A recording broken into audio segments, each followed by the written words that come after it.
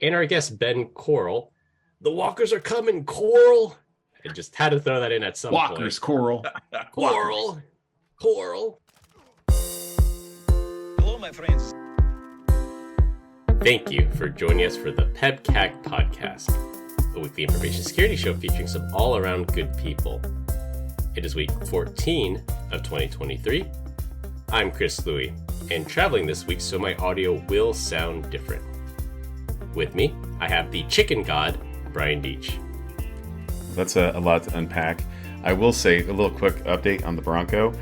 I ripped a fart so bad that I think I may have voided the warranty on that vehicle. So it was rough. Gassed everyone out. Thanks for sharing. Did you turn on the heater and lock the windows? Well, actually, right now the top's not even on, so it still lingered though. Yeah. And we don't have handless Glenn Medina this week, but he should be joining us later in the show, so he doesn't get a nice intro like Brian did.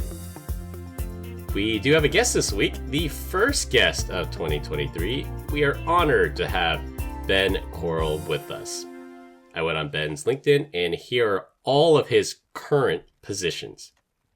Advisory board member, member board of directors, member senior counsel, and last but not least, CISO for the Americas.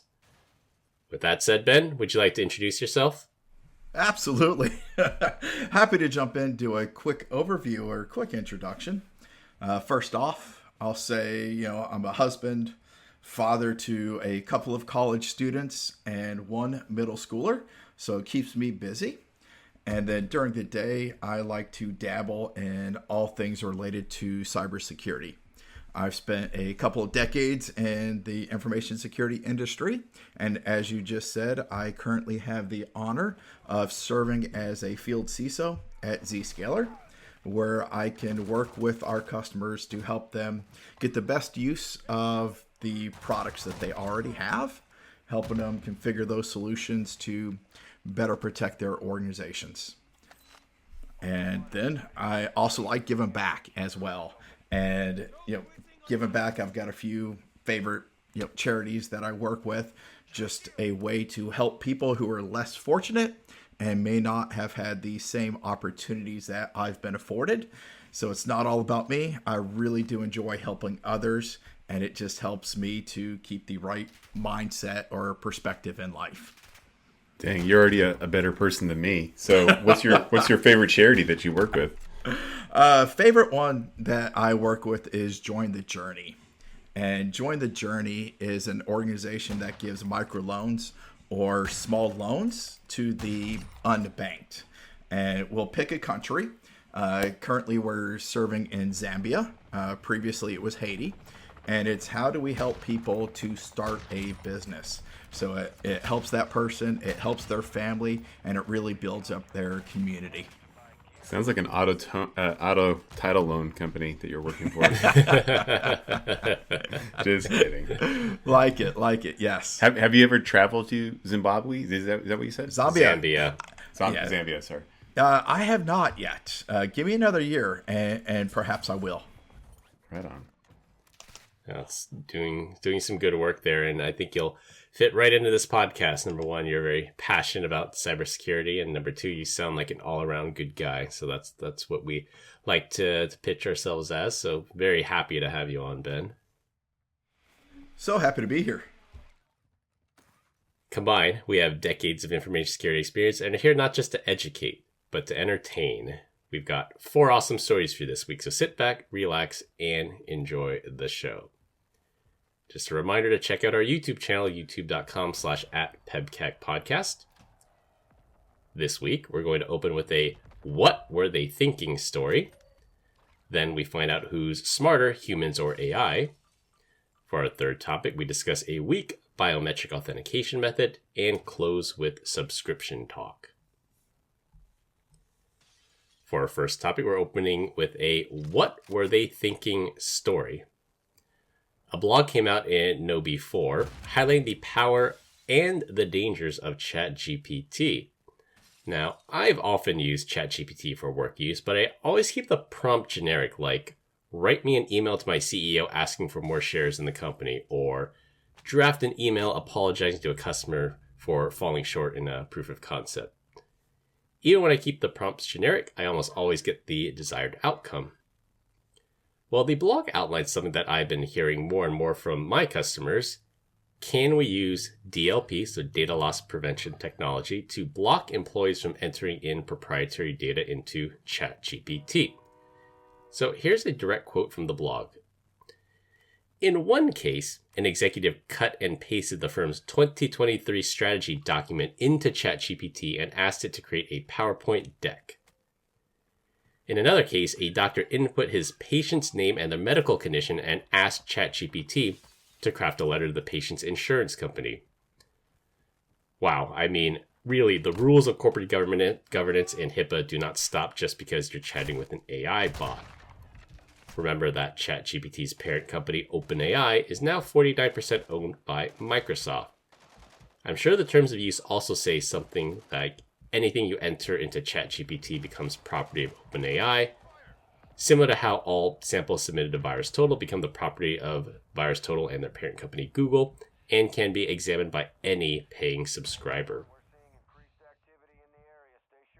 So, the thing that scares me the most about this article isn't really the DLP. It's the fact that Microsoft owns 49% of Chat or OpenAI. Of ChatGPT or OpenAI, which is wild. So, I guess if you can't beat it, buy it, right?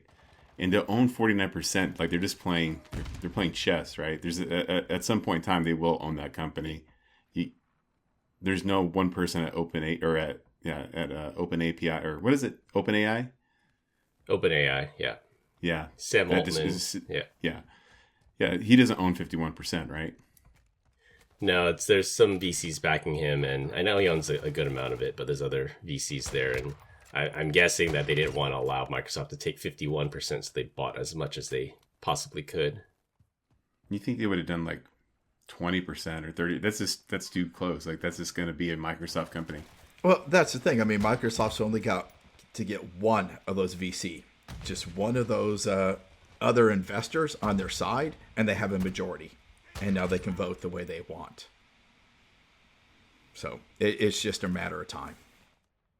And that's the big bet. The only way they can compete with Google, and this is the only viable option to unseat Google. How many people do you think at Microsoft, when they just released their version of ChatGPT, I forget what the name is, it's basically Clippy, right? You think of those guys were just like pissed. They're like, man, all this work, and now they're going to own OpenAPI or OpenAI. I keep saying API for some reason, boys. The other thing, when you talk about like this doctor and the DLP stuff, we have a friend and he sits on the board of directors for this hospital, and he's like, you do security, we should talk about it. I'm like, okay. He sends over a Zoom invite from his iCloud email. I'm like, what? He's like, yeah, our email sucks. So it's just easier just to use our own personal devices and our own email to get stuff done. I was like, how often do you send like medical records and stuff like that to your home? He's like, oh yeah, all the time. Like just, it's easier. Uh-oh. Imaging, you name it. Yeah. That makes my heart hurt. I mean, it really does. I mean, sit here with technology, as a CISO, my role is not to decide what the business does. It's to set guardrails. And, you start talking about some of these things with, ChatGPT, and it's like, okay, do we start with awareness training and really sit here saying, this is what is acceptable behavior? And then you sit, in your case, Brian, what's unacceptable? Utilizing your own emails to send patient data. Where does logic come in? And I get it. People are going to take the shortest path. So at some point, we've got to say what is and what is not acceptable behavior here. Oh, again, just makes my head and my heart hurt when I hear some of these examples. So I always joke and say a CISO is this like they're like one event away from being unemployed. Do you feel like that's how it was when you were on the customer side? Absolutely. My favorite meme is I have printed off, and it is CISO, Chief Impending Sacrificial Officer. Very true. Were you ever Oh, go ahead, Chris. I was just gonna say it might not even be your fault. There are many examples of just a user clicking a bad link. Maybe you didn't have the tools in place, but yeah, a lot of times it's not your fault. Sometimes you're up against a nation state. You think of Lockheed. Lockheed went against the Chinese PLA, the full force of the Chinese government. Like, how can you defend against, the full force of the Chinese government? It's like protecting a screen door at some point. Yes. Well, that's why he said sacrificial, right? This is just a matter of time. Were you ever promoted to customer, Ben? Were you ever sacrificed? There have been many times where you had to have very good documentation to say, I did tell you about this. This was a scenario that you were made aware of, and I did have to go to that CYA and go to that documentation and say, this was in the Enterprise Risk Register. It was made aware on this date. Absolutely. Bad things could have happened had that documentation not been there. So for all those CISOs out there, please document. Security, you're working in incident response. Make sure you document things that are out there. And you call that an Enterprise Risk Registry? Yes. I've never actually heard that before. That's interesting. Is that pretty common across like all businesses? Yeah, absolutely. If you've got a governance or risk management committee, risk organization, you're going to have a risk register. And this risk register is not just security. You're going to have health and safety issues that are going to be in there, environmental, ESG things, any type of risk, You can have your pest model, political, environment, social, technological risks. All of those will be looked at by your risk committee. So let me ask you from it. Oh, go ahead. With your fellow CISOs that you probably are networked in and tied in, you keep in touch with a lot of them. Are they freaking out about ChatGPT right now? Is it something they want to ban? Is it something they want to control? What's the general sentiment towards OpenAI right now? It is probably 50-50 of those that want to completely ban it and then those that want to control the way it is being utilized. And I think the first half is it's a risk that we cannot control. And the second half is if we ban it completely, people are going to do it anyways. And because they're going to do it outside of our visibility, it's going to be so much worse. They're going to now forward everything to their home computer. They're going to download it all, and they're going to start uploading it into their Gmail account. And now all of our corporate information is uploaded in a personal version of Google Drive or inside OneDrive or something like that as well. So again, there's a lot of people who are on each side. Like, I cannot believe you're taking the stance. So it is a very hot topic right now. I imagine that there's one of your CISO friends probably looks like Mugatu from Zoolander. He's like, man, ChatGPT is so hot right now. So hot right now. Just stroking his bald cat and stuff. And then there's some other guys who are like, heck no, ban this. So what side of the fence are you on? If you were sitting on the customer side, would you be like, is this easier to block it? Or would you try to inspect and do data protection? Well, again, my stance is that I'm not here to tell the business what to do. I am of the opinion of saying this is how you should be utilizing it. And, as I said earlier, setting some of those guardrails out there of this is what's appropriate. This is how you should be utilizing it. I like positive voicing as well, given the examples of this is how we recommend you do it, or say thou shalt do this versus saying don't do this. It's kind of like that, person who's, walking on the high wire. You say, don't look down. Well, you tell me don't look down. The first thing I want to do is look down. So rather than say don't look down, I say, hey, look up. Look at that bird up there. Same way you talk to children. So you say, exactly. Hey, don't jump off that roof. Yeah, and then the first thing you do is like, okay, I'll jump off the roof. So the CISO talks to everyone, the board included, like their children. Got it. I think yes. I can do that job. I have 4 kids. I am overqualified. All right, for our second topic, professional pen testers and red teamers need not fear that they will be replaced by generative AI. A recent study commissioned by the security company Hawks Hunt. I've actually never heard of them. I thought it was a type of fox hunt, but there's actually a company called Hawks Hunt. Well, they analyzed over 53,000 phishing emails and found out that email content generated by a human red teamer had about a 4.2% click rate, and that compares to just a 2.9% click rate for prompts created by ChatGPT. It's important to note that this study was done with GPT-3 and not the newer and better GPT-4 model that was just released a couple weeks ago. Funny enough, the country most likely to be tricked by a ChatGPT prompt is the United States. This is evidence that people are still better than AI at creating phishing email lures, but I would still consider a 2.9% click-through rate pretty high, especially for someone with no professional training. So I know why ChatGPT got his butt handed to him, and it's because of my own house. And I know this because I'm married. I have 4 kids, 3 girls, right? And the one thing I know about women is that they are very, very wordy. They like to have conversations for hours on end. And I would say that a typical red teamer is this little propeller head. That phishing email is like 2 or 3 sentences long, straight to the point, get them to click it. Whereas ChatGPT is going to write a novel, right? And people are like, ugh, I'm not going to read this. And that's why the click rate is so low. Tell me I'm wrong. Wow. All right. So I have heard of Hawks Hunt, so I'll start with that as well. Nice. Okay. I never heard of them, but yeah, so if you heard of them. You're more informed than me. Gamification. They like gamification as well. But I will say that the thing that ChatGPT, whether we're talking version 3 or 4, doesn't really matter. It's missing one critical component, and that's human intuition. And I've heard it said so many times that humans are the weakest link when it comes to security. But I really believe that they're our best sensors.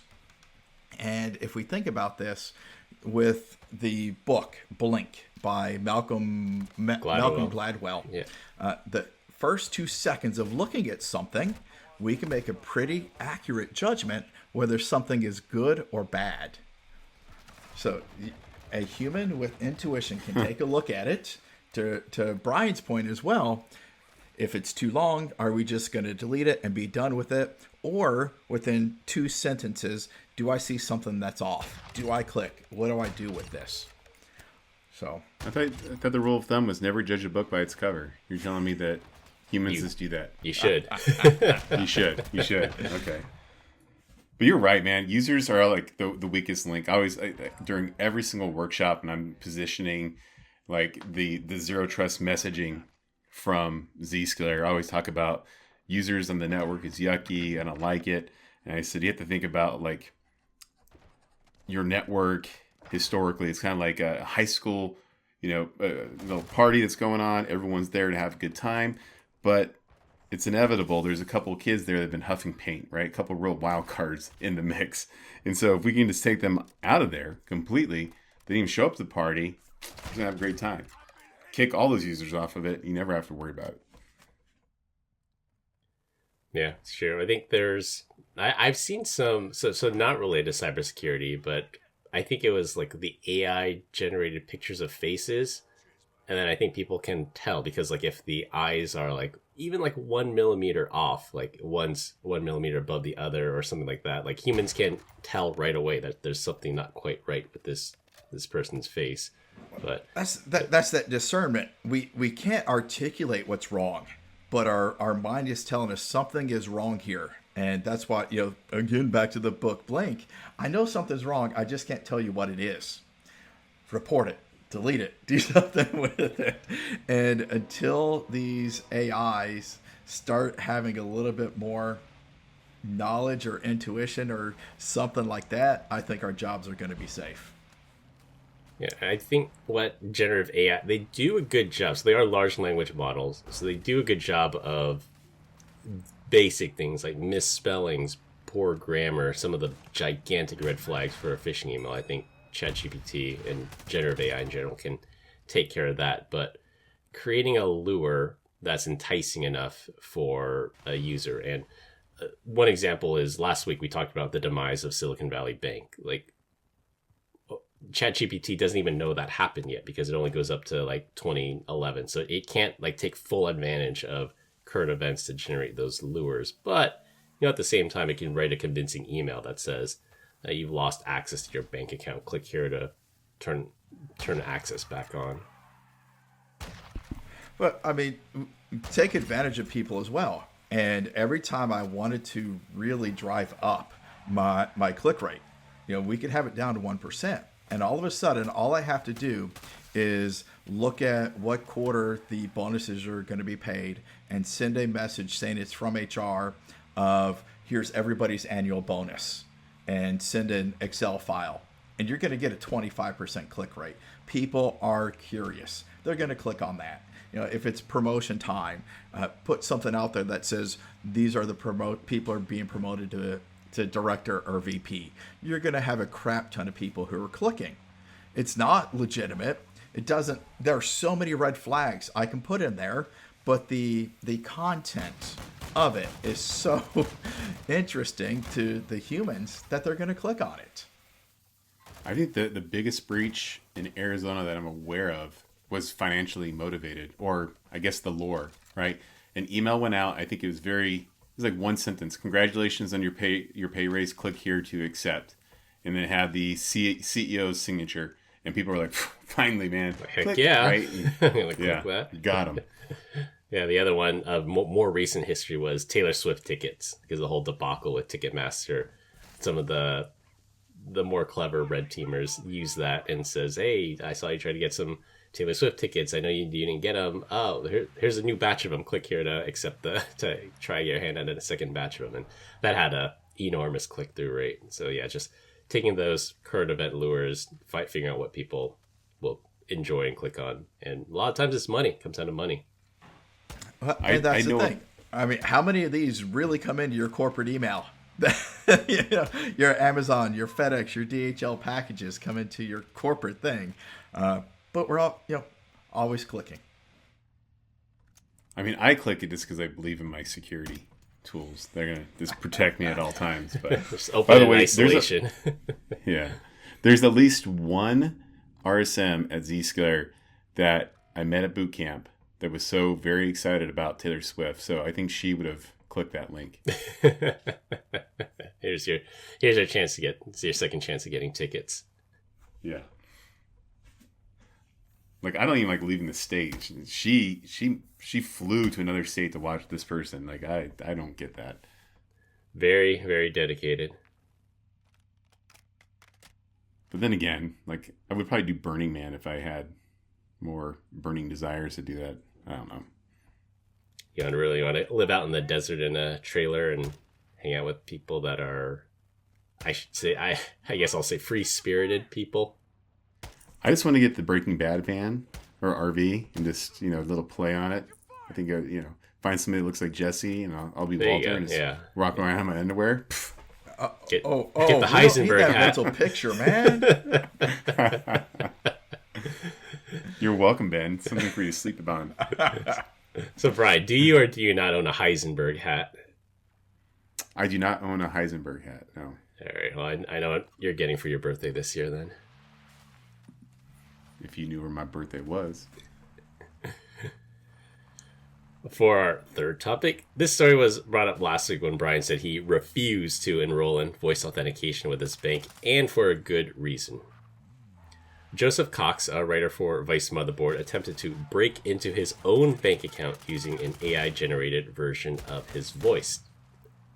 He phoned up the bank, played a clip saying he wanted to check his balance, played a clip that spoke his date of birth, and then generated an AI voice clip on the fly of a phrase the bank asked him to repeat. In this case, the phrase was, "My voice is my password."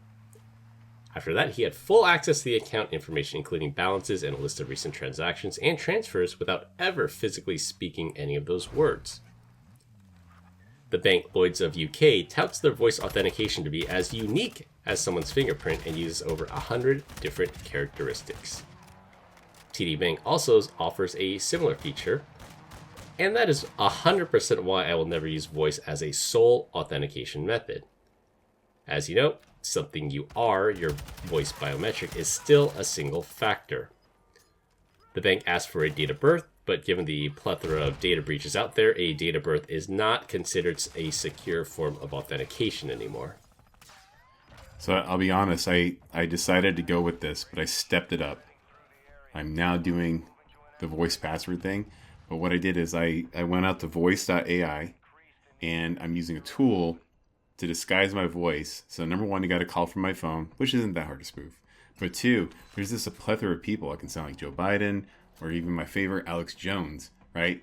Whatever one I want to use, it's like another form of authentication, and see if they can actually figure that out. What do you guys think? I think I want to hear your Alex Jones impression. Well, the thing is, you only have to say out like whatever it is, and like it just changes it dynamically.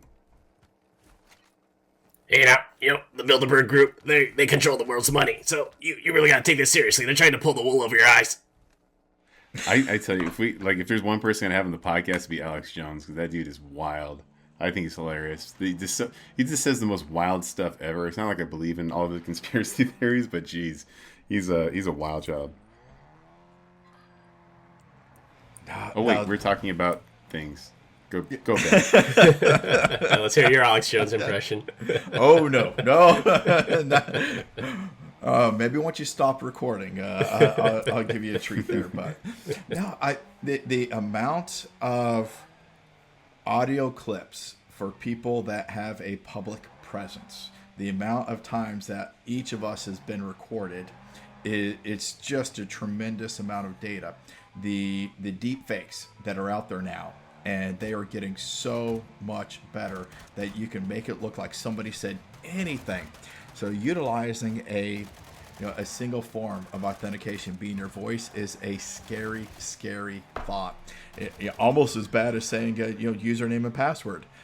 You've got to bring in so many different forms of authentication. Different tokens. I can't believe anything would have access to any type of data today without having multi-factor or two-factor enabled. Something you have, something you know, something you are. Something you know being your username and password, something you have being a hardware token, something you are being your biometrics, your voice, your iris scan or fingerprint. You've got anything should be employing multiple factors at this point. Yeah, I wouldn't have as much of a problem with voice authentication if it wasn't just single factor. Like if I could speak my 6-number code off my Google Authenticator, like that would dramatically improve security on it because it's still something you have. And sure, you can AI generate my voice to say whatever you want, but you won't know what that 6-digit code is unless you have my token or my phone. Every bank in the world's like, this is a brilliant idea. We're going to steal it from Chris. I do wonder though, like, let's say that you do that. You're like, you hear the balances and you're like, hey, transfer money, transfer you to an agent right now. You're like, ah, damn it. You're like, oh, open up a new account, transfer you to another agent, where you have to probably go through more things. Hey, validate your, address, date of birth, social, blah, blah, blah. I don't know how much you can get from the automated system that would make it really that bad. Sometimes you can. It's similar like a privilege escalation attack. It's no single attack gets you what you want. It's an attack chain. So I think knowing like the most recent transactions, like I'm trying to remember the story of how someone's GoDaddy account got hijacked, and they had to have like the access to the guy's email address. They had to have like the last 4 numbers of the credit card, and then in order to get the last 4 digits of the credit card, he had to call the bank and tell them what the last 5 transactions were or something. So it's maybe not draining your account just based on your voice, but having that information out there is another step in this attack chain. Well, not only that, it's the weakest link. It's the person on the other end of the line, right? Like I remember, I use this line all the time, but I was at Target and I walked up to an employee and I was like, hey man, do you mind if I open this? And he's like, he just looked me dead on the eye. He's like, I wouldn't care if you murdered someone in front of me, right? I don't get paid enough for this. Exactly. I think there's a lot of people out there, especially people answering the phones. They're probably like, I'm having a bad day. So, my break is coming up. What I got to do to get you off this phone? Yeah. It's a numbers game. Yeah, and that's social engineering right there. Is social. I don't have to have all the information. I just have to convince the person I am legitimate. Just give me access to this. And, the old, before it was even called Red Team, you'd have these people who would call up cell phone companies with very little information. Here's my account number and a name. Don't have passwords, don't have pins, don't have anything. And they'd put like a baby in the background crying, can you just help me out? It's been a bad day. I've already had to call. I've lost my phone or I've lost my account, which is why I'm calling from, a number that you don't know. And all they had to do was convince the person. Yeah, SIM swapping. If you If ever you been call to me, DEF CON during Social Engineering Village, like there's some pretty impressive talent at that. Like, I highly recommend if you're ever at DEF CON, go to Social Engineering Village at one of their Capture the Flag events. It's very impressive what some of these people can do. So if you call me and there's a screaming baby in the background, I will do whatever you want to get off that phone. Exactly. Well, now we know how to social engineer Brian. Yeah, very easy. Just Like, hey, nails on a chalkboard. This is Bob from IT. I'm going to need your password and your second factor code. I got a baby in the background. Hand it over, Brian. He's only had 4 kids. He can handle crying. Not anymore. That's a lie. I was on a plane. There was a little kid crying. I was okay with it, but because you were crying right along with it. Got it. I will say though, like sometimes I'm out in public and like a kid is just like an absolute terror. I'm just like in my head, I'm like, I want to go spank the parents. Like, get your kid. Like, the hell's wrong with you, man? So, I guess a side story. So before I had kids, I think I was still pretty sympathetic when there was a crying baby on the plane. But after having kids, you definitely see a dichotomy of passengers. Of the people that have had kids are like, oh man, I'm so sorry, I've been there before. And then the other half that have never had kids, like, why can't you get this baby to shut up? You encounter 2 personas on airplanes with crying babies. I think Brian's kind of that weird one. He's like split in the middle. Yeah, he's had kids, but he doesn't like it. On my day. Depends. Did he have lunch or is he hangry? That's true. I do get a little hangry. Oh, there's also that third persona where they're just like, they hate the kid, period, because like my tax dollars are going towards that. Your schools and your roads and All right. All right, for our last topic, it will be a rotating topic every week. This week, we're going to talk about hard to cancel subscription services. And I'm 100% positive that this will resonate with every single person in our audience, that they've had some subscription service that was nearly impossible to cancel. Yeah, your OnlyFans page. It's true. You gotta meet me in person on a Tuesday if you want to cancel that subscription, Brian. Yeah, foot-long feet. Let's go. So the good news, the U.S. Federal Trade Commission is debating taking action against these so-called hard-to-cancel services due to the enormous number of complaints that they get. That's really easy to sign up for a service online, but incredibly difficult to cancel, such as forcing users to call or even show up in person during business hours. The new rule they are proposing is called Click to Cancel and would require services that allow for signups online to give users the ability to cancel online. I'm usually on board for free market economics, but I can 100% get behind this kind of regulation. Services that are known for being notoriously hard to cancel include gym membership, the New York Times, and cable companies. I especially think this is needed now that just so many companies are turning things into subscriptions, just like heated seats for your BMW will soon be a subscription, and consumers should have an easy way to cancel and opt out. So good job, Lena Khan. So this is the number one reason why, if it comes to like any type of subscription, I don't go directly to the vendor. If I can buy it in Apple, it's exponentially easier to cancel if I don't want it. Heck, even in the trials, right? You just sign up for it. It's like, it's going to bill you in 30 days. Well, guess what? Just go in there and cancel it right away. You still get to use it for 30 days. This doesn't renew. So I'm a huge fan of that. But LA Fitness used to be, when you talk about like gym stuff, when I was 18, I got a gym membership there, and then I don't think I ever went. Right. And so I was like, it's time to cancel. They're like, you got to write a letter and then send it in. So I think I ended up having a gym membership for like 2 years. I used it once. Right. Inevitably, they lose the letters. They tell you to send it certified next time. And they just ding you for all those months that you're going back and forth. Yeah. And then, years later, I ended up going back to LA Fitness, and I was with them for, I don't know, like maybe 5 or 6 years. And then there's a gym that was closer to me. So I'm like, oh, I'm just going to switch. And so I knew, right? I walked in with a letter. I'm like, all right, let's go. And I was like, yeah, I need to cancel my gym membership. And the lady's like, oh, okay. She's like, we got to bill you out 30 days notice. It was the easiest thing I've ever done. It was like, I was blown away. I was ready for the whole, like, oh, we don't take it here. You got to mail it in, blah, blah, blah. Went in ready for the fight, and they made it too easy. Yeah.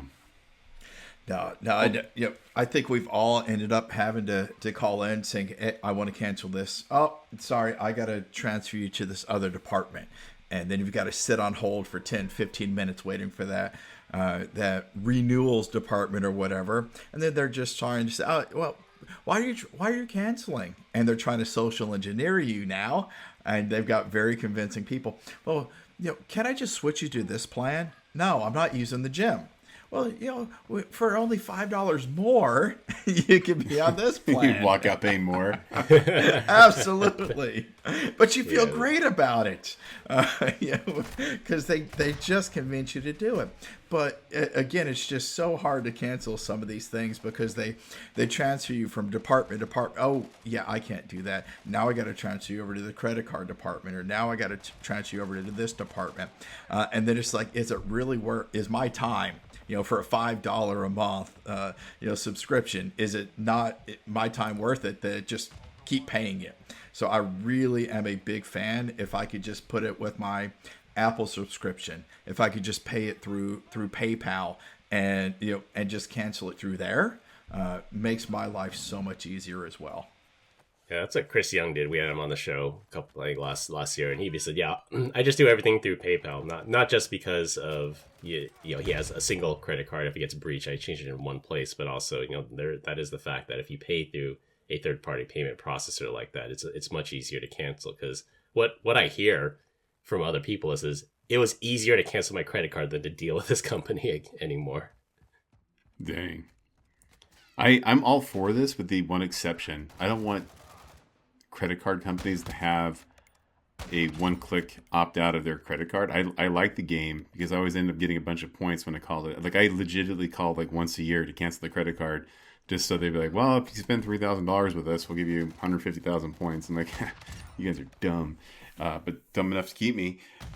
I don't think this the click to cancel rule. I think they specifically go into that. They said that it doesn't stop a company from presenting alternative offers. Like I talked about Audible last month, and I didn't want to pay for it because it was too much, and I canceled it, and then they said, oh, but if you stay with us, we'll give you 50% off for the next 6 months or so. So I'm like, all right, yeah, I'll take that. So it doesn't stop that, but it has to allow you to click on the same page. So with all those social engineering prompts and offers, they have to give you a direct link to cancel on there instead of just click no 15 times and then get to the cancel page. I like it. I like that. So Ben, I know you're probably too new, right? But Chris, let me ask you. I feel like I'm a little sympathetic to a sales campaign. Like if I'm trying to like cancel, I don't know, like cable TV or cell phone and doing whatever, like I'll sit there and listen because I feel like, I sell stuff too. I should at least hear the spiel instead of being a jerk. But I think the rule of the thumb here is that the looking back, right? I feel like the sales guy always gets sold. Do you feel like you get taken advantage as much as me? There's a really funny scene in Boiler Room where there's a guy. The story of Boiler Room, the guy becomes a stockbroker and he's pitching stock. Lift up your skirt and grab your balls. That one. No? I can go on and on. I know this movie by heart, but go on. So there's a scene when a guy calls up this stockbroker and tries to sell him a subscription to a newspaper. He gets his name wrong and everything. He's like, okay, sorry to bother you. And then the stockbroker's like, wait, that was your pitch? Like, if you call me, you should close me. Try to sell me. And then he walks him through. He coaches him. He's like, well, why should I go with you? Why shouldn't I go with The Voice or The Times? And then the guy gives him all these benefits of going with his paper.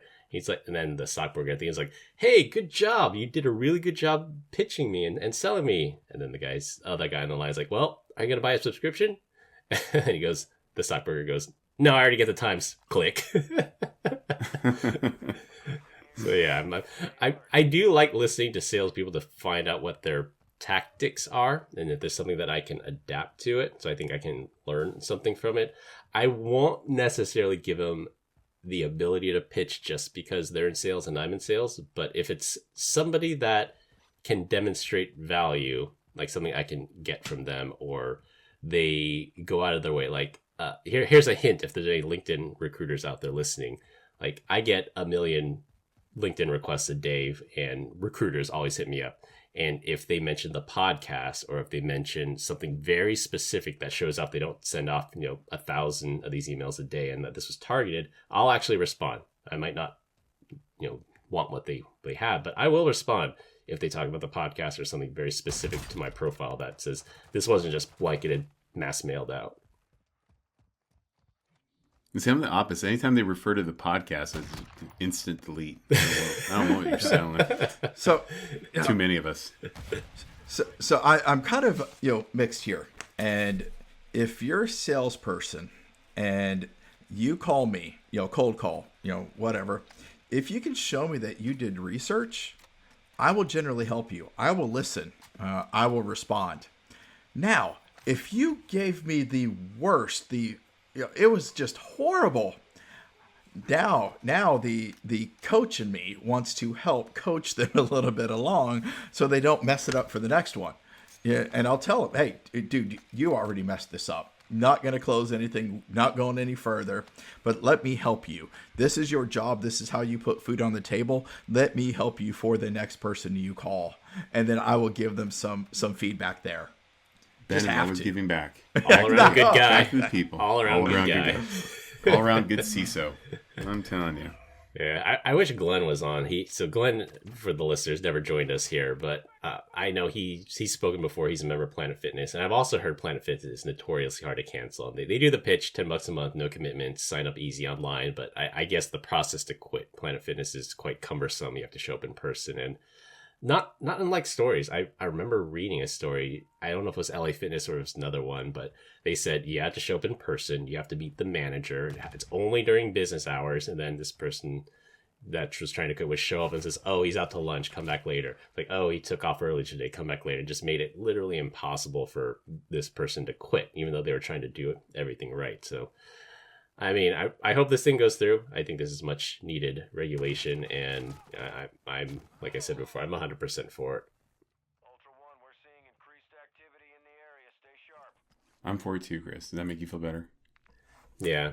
The other thing that's interesting is for services that require a bank account and they do a direct debit from your bank account, which I think is extra scummy, I guess, because it's much easier to cancel a credit card, but to cancel a bank account, like you have your bill pay tied to it, you have the direct deposit tied to it. There's just such a higher barrier to entry to switching your bank account. And for some things, I get it. Like Comcast, I know, will give you $5 a month for auto pay on credit card. They'll give you $10 a month for auto pay through checking account. I guess for the reason that it's much harder to close your checking account. And I think the incidence of fraud is much less likely through a checking account. So if they give you some kind of incentive to do that and they give you the choice, I think is okay. It's your choice to accept the bigger discount for the bigger inconvenience. But to force you and say you can only pay through your bank account, I'm not on board with that. We should talk here in the future, like on OPSEC around bank accounts and stuff. Like, I know we all know not to use our debit card, right? But you still probably have a debit card. I know for me, like I have one specific account that has very limited funds in there. That way, if it was ever compromised for whatever reason, then, oh no, you took all $23. No, same thing. When you travel, I have a spare wallet when I travel that's got like one credit card. I keep, a little bit of amount of cash in there. So if anybody, asks for my wallet, you get mugged when you're traveling abroad. I have a wallet with something in it. You give them an empty one, they're going to know something's up. It's just, learning these little things. Decoy wallet. So my wife is always so pissed because anytime we travel, I always bring like cash, right? I just throw cash, in a drawer just for a rainy day, right? So if I'm gonna travel, I want to have tip money. It looks like a lot of money, but it's not, right? Like especially if you're going to Mexico. But I'll have a wad of cash, and she's like, "Don't pull out the money. someone's gonna mug you. I'm like, number one, like, who's gonna mug me? Like, I really, and then two, like, I kind of want to get mugged. I'm looking for a fight. So, what do you want from me right now? DJOW is looking for a street fight. Yeah. He's looking forward to it until he isn't. It's like 16 teenagers surround you, and it's like, all right. Well, I told you about the time I almost got beat up by a bunch of like 5-year-olds, right, in Mexico. Yes, I do remember that. Yeah. I do remember that one. Come on, bring it. Bring it. See, the age-old adage: would you rather fight one 5th grader or 5 first graders? Yeah. Ben, long story short, basically just doing a little bit of drinking south of the border, and then walked out in the alleyway, and I had like a little necklace on. It's like a Nike swoosh, and a little kid came up. I'm like, oh, this is kind of weird. And then all of a sudden, it was like 20 of them, right? And they were just like reaching for it, and they're chasing me around, trying to get my my chain from me. So I almost got mugged by a bunch of little kids. Yeah, I mean, at that point, you only got to take down one, right? Set an example. Exactly, punt them in the next week. So. Punt them. Listen. Oh. No reason to be a bully, man. Going back to the whole, like, remember, were you saying intuition earlier? What were we like talking at the very beginning of the story about people? Was it intuition or the... No, yeah, the red teamers. ChatGPT is not going to take our jobs yet. And I'm like, right now people have intuition, which is why our jobs should be safe right now. So I don't know if you heard a couple episodes ago, but I was talking about like the child trafficking stuff. And so like now I feel like I'm hyper aware, and I didn't know about intuition. I didn't know if I really believed it, but lately, like anytime we go out to like a public place, like I'm looking for these predators, right? It's like, you look like a scumbag. And then I'm probably wrong, but I don't know. I'm out there always looking. I don't know how well my intuition actually works just yet. Say something, Brian. See something, say something. But that's the thing is, with daughters, it's like you're going out, with your friends. You're going out shopping. Just be aware of people who are following you when you're out, people who follow you into the parking lot, and whether they're male or female, and start chatting you up, following you to your car. You're having to make your children and your children's friends aware of social cues and aware these things still happen. These things happen in the U.S. These things happen in first world countries as well. So even though you're in a nice neighborhood, it could still happen. So just be aware. Yeah, situational awareness, 100%. Well, we continue to get great comments about our dad joke of the week. Dad joke of the week. This week, our guest Ben is up. All right, so I know that we're on separate coasts, so I wanted to bring in a little ocean humor for us today. So my dad joke is going to be, what is the most detail-oriented ocean? The Pacific Ocean. The Pacific. Yeah, you like that. Yeah, I got it, finally. You got one. It's all the years of being a dad helped me out here. Yeah. Wah, wah, wah, wah. That's a good one, Ben. All right, to wrap things up, people are posting confidential information into ChatGPT. Humans are still better at writing phishing emails for now. Don't use voice authentication for your bank. And subscriptions should be as easy to cancel as they are to sign up. That's all I have for this week. We hope you enjoyed this week's episode. You can find us all on LinkedIn. Links will be in the description. Follow us on Instagram at PEBCAK Podcast. Thank you to all our listeners and subscribers who rate us 5 stars in the iTunes Store and Spotify and left us a review. We appreciate you all spreading the word to help grow the show. The best way to find us is to search for the PEBCAK Podcast on your favorite podcast listening app. My co-host Brian Deach and our guest Ben Coral. The walkers are coming, Coral! I just had to throw that in at some point. Walkers, Coral. Coral! Walkers. Coral!